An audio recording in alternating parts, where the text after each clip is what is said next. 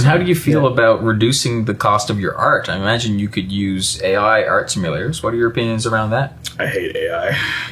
I hate AI with a passion.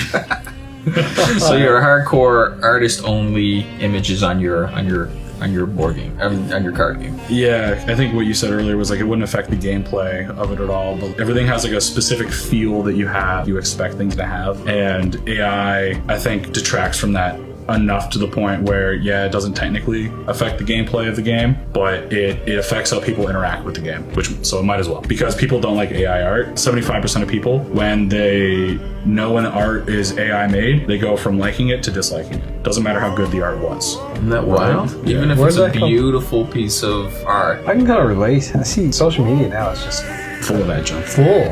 I feel like I can tell. I'm just like, more AI. Ugh. But yeah, people dislike AI art. I think it would be enough for it to affect the game.